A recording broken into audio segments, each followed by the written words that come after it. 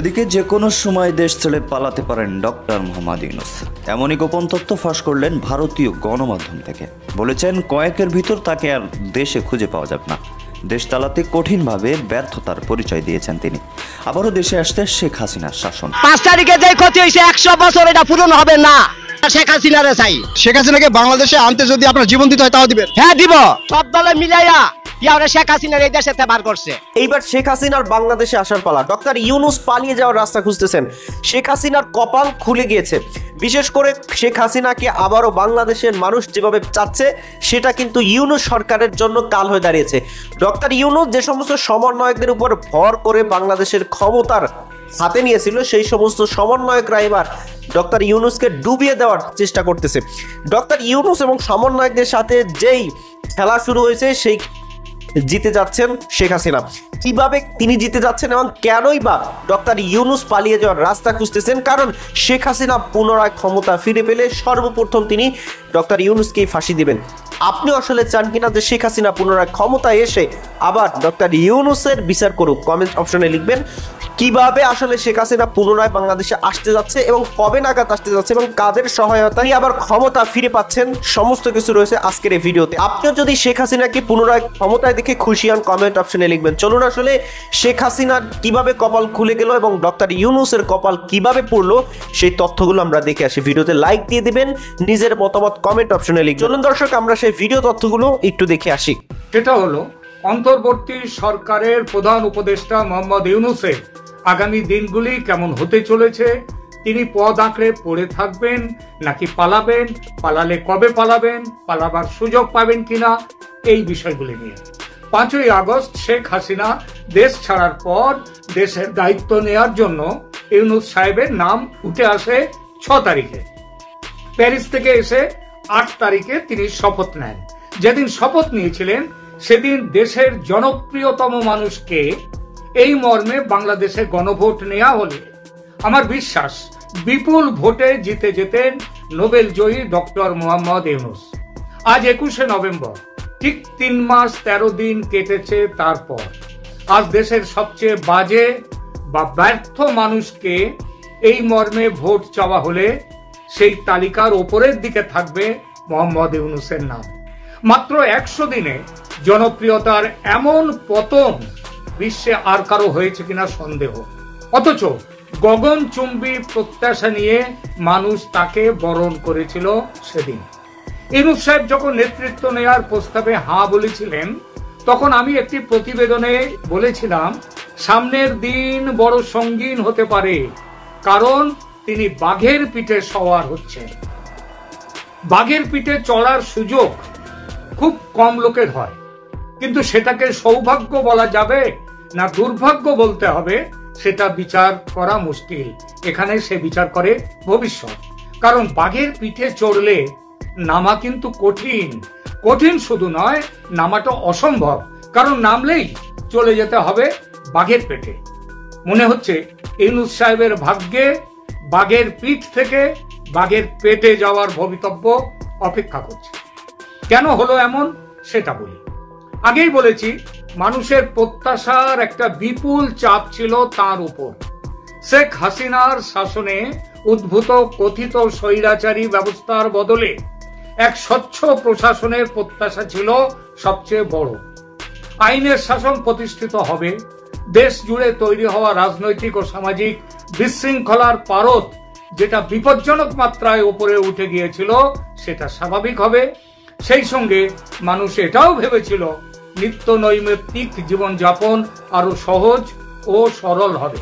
সব মিলিয়ে ঠাকুরমার ঝুলির রূপকথার সেই রূপকথার গল্পের সোনার কাঠির উপর কাঠির ছোঁয়া দিয়ে একটা উজ্জ্বল ভবিষ্যৎ বাংলাদেশের মানুষকে দেবেন ইউনূস সাহেব। এটাই ছিল প্রত্যাশা। কিন্তু প্রত্যাশার প্রাপ্তির মধ্যে ফারাক সবসময় থাকে, এটা জানাই ছিল। কিন্তু মুশকিলটা বাতালেন ইউনূস সাহেব স্বয়ং। তিনি এমন পথ বেছে নিলেন চলার জন্য, এমন পরিকল্পনা নিলেন যা তার ভালো করলো না, দেশেরও ভালো করলো না, দেশের মানুষেরও ভালো করলো না, এবং পরিণামে তার নিজের ভালোও কিন্তু করলো না। আর তার ফলে আজ তার নাম দেশের সবচেয়ে ঘৃণার যোগ্য মানুষদের অন্যতম হিসেবে গণ্য হচ্ছে। কোথায় তিনি ফেল করলেন? কি ছিল তার পরিকল্পনা যার জন্য তার হাল এমন খারাপ হয়ে গেল? প্রথমত তার বিশ্লেষণ করা উচিত ছিল বাংলাদেশের এই অভ্যুত্থান কি ও কেন, এবং এর সফলতা মানে বিদ্রোহ যে সফলতা হয়েছিল তার কারণগুলো। কোটা বিরোধী এক দফা আন্দোলন ক্রমশ বারংবার দফার সংখ্যা পাল্টাতে পাল্টাতে যেভাবে শেখ হাসিনার এক দফা দাবির পদত্যাগের এক দফা দাবিতে রূপান্তরিত হলো, সেই গতিপথ বিশ্লেষণ করলে তিনি ছাত্রদের সঙ্গে খুঁজে পেতেন এই আন্দোলনে আছে জামাত, হিজবুল এবং অন্যান্য ধর্মীয় মৌলবাদী জঙ্গি সংগঠনগুলোকে, দেখতে পেতেন বিএনপির ভূমিকাকে, দেখতে পেতেন এই আন্দোলন স্বতঃস্ফূর্ত নয়, এই যে মৃত্যু হয়েছে এত এগুলো স্বতঃস্ফূর্ত পুলিশের গুলির মৃত্যু নয়। সেটা দেখে একজন প্রগতিবাদী শাসক হিসেবে তিনি নিজের সঠিক চলার পথটা ছকে নিতে পারতেন, বুঝতে পারতেন দেশের ভালো করতে গেলে চলতি ছকের রাজনীতির বাইরে হাঁটতে হবে তাকে। যে জনসমর্থনের জোয়ারে তিনি বসেছিলেন, ক্ষমতায় দখল করেছিলেন, তাতে তার বিরোধিতা করার সাহস, যে জনসমর্থন নিয়ে তিনি বসেছিলেন তার বিরোধিতা করার সাহস অন্তত সেই মুহূর্তে কারো হতো না। তা তিনি তো করলেন না, উল্টে গা ভাসিয়ে দিলেন চলতি স্রোতে। কোট প্যান্ট পরা, গোবদাড়ি কামানো, আধুনিক শিক্ষায় শিক্ষিত ইউনূস, ডক্টর মোহাম্মদ ইউনূস বুঝিয়ে দিলেন তিনি জোব্বা পরা, গোবদাড়ি সমন্বিত মাদ্রাসা ছাপ ধর্মান্ধ মোল্লার থেকে খুব একটা আলাদা জাতের নয়। জেল থেকে কুখ্যাত ধর্মীয় জঙ্গিদের মুক্তি দিয়ে তিনি মৌলবাদীদের পাশে থাকার বার্তা দিলেন। হিন্দুদের আক্রান্ত হওয়ার ঘটনাগুলোকে অপপ্রচার বলে এসব আক্রমণকে সমর্থন জানালেন। আন্দোলন চলাকালীন চূড়ান্ত পর্যায়ে পৌঁছে যাওয়া ভারত বিরোধিতায় লাগাম না পরিয়ে তাকে প্রকারান্তরে উস্কানি দিতে থাকলেন। ফলে ভারতের সঙ্গে সম্পর্ক স্বাভাবিক হওয়ার বদলে যে আগুন জ্বলছিল তারও বেড়ে গেল। বাড়িয়ে দিলেন পাকিস্তানের সঙ্গে বন্ধুত্ব। ইউনূস বুদ্ধিমান রাজনীতিক হলে এসবের কোনোটাই করতেন না। এসবের সঙ্গে আবার যুক্ত হয়েছে তার ক্ষমতা আঁকড়ে পড়ে থাকার তীব্র লোভ, দ্রুত নির্বাচনে গড়রাজি হওয়া, সংস্কারের বাহানা দিয়ে কালক্ষেপ করার কৌশল। তার সদিচ্ছা নিয়ে প্রশ্ন তুলে দিল বিপুলভাবে। দেশের দ্বিতীয় বৃহত্তম দল বিএনপি পর্যন্ত তার বিরুদ্ধে চলে গেল। তিনি বুদ্ধিমান হলে আওয়ামী লীগের সাধারণ কর্মীদের পাশে দাঁড়াবার বার্তা দিয়ে শেখ হাসিনাকে জনবিচ্ছিন্ন করে দিতে পারতেন। সে সুযোগ তার ছিল, কিন্তু তিনি সেটা করলেন না। দেখুন, ভারতের পেটের মধ্যে বসে আছে বাংলাদেশ। ভারত বাণিজ্য বন্ধ করেনি, কেবল নানা কারণে বাণিজ্যর পরিমাণ কমেছে। তার জন্য ইউনূস নিজে দায়ী, বাংলাদেশ দায়ী তার জন্য বিরাট ভাবে, এবং তার জন্য বাণিজ্য তাদের কমেছে। টাকা নেই তো বাণিজ্য করবে কি? তাতেই বাংলাদেশের দ্রব্যমূল্য আকাশ ছুঁয়েছে। জনমনে এর দায় পড়েছে সরকারের ওপর, পড়ারই কথা। এর কিছুই হতো না যদি ভারতের সঙ্গে সম্পর্ক ঠিক করার চেষ্টা থাকতো ইউনূসের। বাংলাদেশের বিখ্যাত পোশাক শিল্প ধুঁকছে, একের পর এক কারখানা বন্ধ, মূলধন নেই, কাঁচামালের অভাব, বিদ্যুতের যোগান বন্ধ হয়ে যাচ্ছে, চাঁদাবাজি, আইন শৃঙ্খলার অবস্থা শূন্য। যে দেশ যে গাড্ডায় পড়েছে তা থেকে উঠে আসা মুশকিল। আর শেষ কোপটা পড়লো আমেরিকার দিক থেকে। ট্রাম্পের জয় ইউনূসকে ফেলে দিয়েছে গভীর সংকটে। বাংলায় একটা কথা আছে, মেড়া লড়ে খুঁটির জোরে, মেড়া লড়ে খুঁটির জোরে। অর্থাৎ খুঁটি থাকলে সেইটা দিয়ে মেড়াটা লড়তে থাকে। কিন্তু ডেমোক্র্যাট দলের খুঁটি চলে যাওয়াতে, বাইডেনের খুঁটি, ক্লিন্টনের খুঁটি, ওবামার খুঁটি, এসবগুলো চলে যাওয়াতে ইউনূসের শেষ ভরসাও চলে গেল। আর এই সবকিছু মিলিয়ে দেশ আবার অগ্নিগর্ভ, এবং লুকিয়ে চুরিয়ে নয়, মানুষ প্রকাশ্যে মুখ খুলেছে ইউনূসের। 5 তারিখে যে ক্ষতি হয়েছে 100 বছর এটা পূরণ হবে না। শেখ হাসিনারে চাই। শেখ হাসিনাকে বাংলাদেশে আনতে যদি আপনার জীবন দিতে হয় তাও দিবেন? হ্যাঁ দিব। সব দলে মিলাইয়া ইয়ারে শেখ হাসিনার এই দেশে বার করছে। 5 তারিখের পরেতে এই বাংলাদেশ একটা মানুষও শান্তি নাই, কেউ অশান্তি আছে। একটা মানুষও ঘুমাইতে পারে না, অশান্তি। দিনে দুপুর বেলা চুরি ডাকায় হয়ে থাকা। আমাদের সরকার, আমরা শেখ হাসিনারে চাই, আমরা কোন সরকার চাই না। এই সরকার আনতে হইলে ছাত্র দল মিলাইয়া এই সরকার আনতে হইব বাংলাদেশে, যে আবার দেশ স্বাধীন হইব। মানে শেখ হাসিনাকে আনার জন্য যদি আবার আন্দোলন করতে হয় আন্দোলন করবেন? হ্যাঁ, ও অবশ্যই করবো। যা বালার জন্য সামনে কে মৃত্যু আমরা সামনে যাবো। শেখ হাসিনাকে বাংলাদেশে আনতে যদি আপনার জীবন দিতে হয় তাও দিবেন? হ্যাঁ দিব।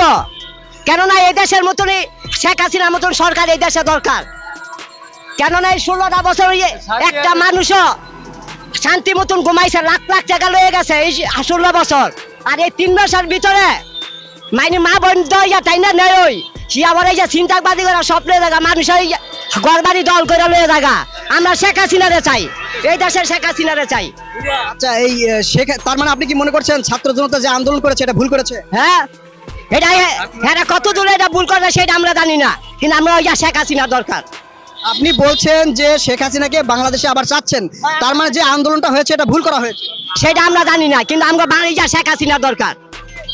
এখন এই যে ছাত্র জনতা যে আন্দোলনটা করেছে এই আন্দোলনে কাদের লাভ হয়েছে বলে মনে করেন? এটা 10 জনের ক্ষতি হয়েছে, এটা কেউ লাভ হয় না, 10 জনের ক্ষতি হয়েছে, পুরা বাংলাদেশের মানুষের ক্ষতি হয়েছে। 5 তারিখে যে ক্ষতি হয়েছে 100 বছরও এটা পূরণ হবে না, 100 বছরও পূরণ হবে না। এখন এই যে আওয়ামী লীগের লোকজন যদি এখন রাস্তায় নেমে শেখ হাসিনাকে আবার ফেরত আনার চেষ্টা করে তখন আপনারা তাদের সাথে যোগ দিবেন? হ্যাঁ, অবশ্যই আমরা যাবো, আমরা অবশ্যই যাবো, আমরা ডাকলে নিজের ইচ্ছাই করে আমরা যাবো এই জনপথের সামনে। আচ্ছা, এই যে ছাত্র জনতা যে আন্দোলন করেছে আপনার কি মনে হয় এরা নিজের ক্ষমতায় বসার জন্য আন্দোলন করেছে? এটা কত দূর জানি না, আমি জানি যত দূর সব দলে মিলাইয়া ইয়ারা শেখ হাসিনার এই দেশেতে বার করছে, সব দলে মিলাইয়া। আচ্ছা, এই যে সব দল মিলে শেখ হাসিনাকে যে বের করা হয়েছে এতে কি দেশের ক্ষতি হয়েছে? হ্যাঁ, অনেক ক্ষতি হয়েছে। 5 তারিখে যে ক্ষতি হয়েছে 100 বছর এটা পূরণ হবে না। শেখ হাসিনা সুন্দর করে একটা দেশে গুছাইছিল, এই দেশটার তছনছ বানাই দিয়েছে 5 তারিখে। আচ্ছা, এই যে ছাত্র জনতার যে আন্দোলন করেছে হয়তো অনেকেই যে করেছে এই আন্দোলনে কি কি ক্ষতি হয়েছে বলে মনে করেন? এটা অনেক ক্ষতি হয়েছে দেশের, যেই সব ভবন ভাঙছে আর যেই সব ফ্যাক্টরি ভাঙছে এরম কয়েকশো হাজার মানুষ আজকে বেকারের অবস্থায় আছে, এরা কাম পায় না। কি করবো? 16,000 বেতন 8,000 টাকা হয়েছে, 20,000 টাকার বেতন হয়েছে 12,000। মানুষে কি করবো? ভিক্ষা করতে হইব 2 দিন 8 পাঁচ। আচ্ছা, ডক্টর ইউনূসের রাজনৈতিক অবস্থা এখন ধরতে পারেন টলমাটল। শেখ হাসিনা পুনরায় ক্ষমতায় আসার পথ কিন্তু দৃঢ় হচ্ছে। বাংলাদেশের রাজনীতিতে ডক্টর ইউনূসকে নিয়ে নতুন প্রশ্ন উঠেছে। সমন্বয়কদের কাঁধে ভর করে ক্ষমতায় টিকে থাকার কৌশল। ডক্টর ইউনূস বর্তমানে বেশ চাপে আছে, এটা কিন্তু আপনারা বুঝতেই পারছেন। অভিযোগ উঠেছে যারা তাকে সমর্থন করেছেন বা যারা তাকে ক্ষমতায় বসিয়েছেন তাদের মাঝেই বিভ্রান্ত সৃষ্টি করেছেন, মানে বিভ্রান্ত হচ্ছে এবং তিনি নিজেই তার অবস্থান দুর্বল করেছেন। ডক্টর ইউনূস এবং তার উপদেষ্টারা যেভাবে কাজ করছেন সেই কাজের ফলেই কিন্তু তাদের অবস্থান জনগণের কাছে দুর্বল হয়েছে। অন্যদিকে আওয়ামী লীগের সভানেত্রী শেখ হাসিনা তিনি যে নেতৃত্ব দিচ্ছেন ফোনে বা যে সমস্ত কথাবার্তা তার নেতাকর্মীদেরকে তিনি বলতেছেন, এতে সেই সমস্ত নেতারা ইতিমধ্যেই কিন্তু চাঙ্গা হচ্ছেন এবং সরকারকে পুনরায় স্থিতিশীল পথে এগিয়ে নিয়ে যাচ্ছে। অর্থাৎ শেখ হাসিনাকে আবারও ক্ষমতায় আনার যে পরিকল্পনা সেই পরিকল্পনা কিন্তু সুগম হচ্ছে।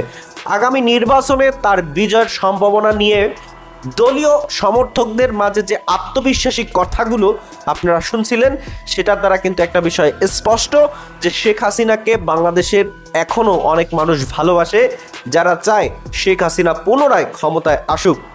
তো এই যে আপনারা পুরো ভিডিওটি দেখছেন, পুরো ভিডিওতে যাদের বক্তব্যগুলো দেখছেন তাদের কথাগুলোর সাথে আপনিও পুরোপুরি সহমত কিনা কমেন্ট অপশনে লিখবেন এবং আপনার নিজস্ব কোনো মতামত থাকলে সেটাও কিন্তু কমেন্ট অপশনে লিখবেন। ভালো থাকবেন সবাই, আসসালামু আলাইকুম ওয়া রাহমাতুল্লাহ।